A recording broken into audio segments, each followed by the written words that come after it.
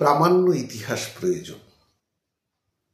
আজ ব্রহ্মচর্যের একটি সুষ্ঠু ইতিহাস রচনার প্রয়োজন।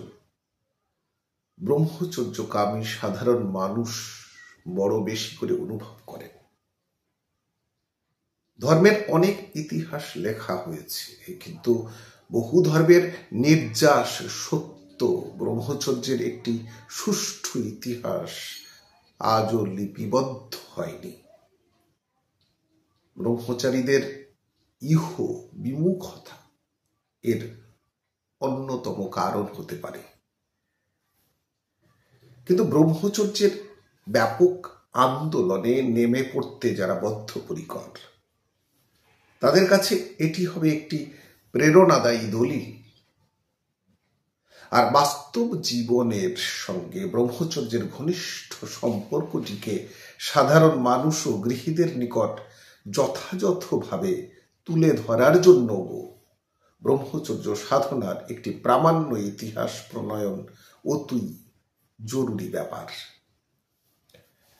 পুরাকালে কোনো কোনো মুনি ঋষি পর্যন্ত ব্রহ্মচর্য থেকে সাময়িকভাবে স্খলিত হয়েছিলেন।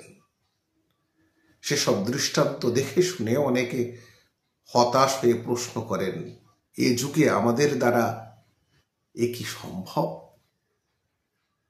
ব্রহ্মচর্য বিজ্ঞান চর্চা প্রসঙ্গে একটা কথা মনে রাখা প্রয়োজন।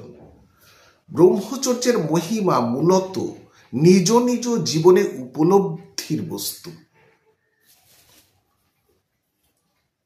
নিজ নিজ জীবনে উপলব্ধির বস্তু। রুচি ও অনুভূতি যেমন যেমন উত্তরণ ঘটে, ব্যক্তি তেমন তেমন ব্রহ্মচর্যের প্রতি আকৃষ্ট হয়। আবার ব্যক্তি যেমন যেমন ব্রহ্মচর্য পরায়ণ হয়, তার রুচি অনুভূতি প্রবৃত্তি ক্রমশ সূক্ষ্ম, সমুন্নত ও সমুজ্জ্বল হয়। কে কি বলল বা করলো বা অতীতে কি হয়েছিল এ নিয়ে খুব বেশি চিন্তান্বিত হবার প্রয়োজন নেই। কালের এবং সভ্যতার অগ্রগতির সাথে সাথে ব্রহ্মচর্যের ক্ষেত্রেও অনুশীলনের অগ্রগতি অবশ্যম্ভাবী। কারণ ব্রহ্মচর্য মনুষ্য চেতনায় প্রথিত। সংঘাতের দ্বারা চেতনা পরিশীলিত হতে হতে তা যেমন পরিপুষ্ট হয়, ব্রহ্মচর্যের চর্চা ও সাধনাও তেমন ভাবেই যুগে যুগে বিকাশ ও অগ্রগতি লাভ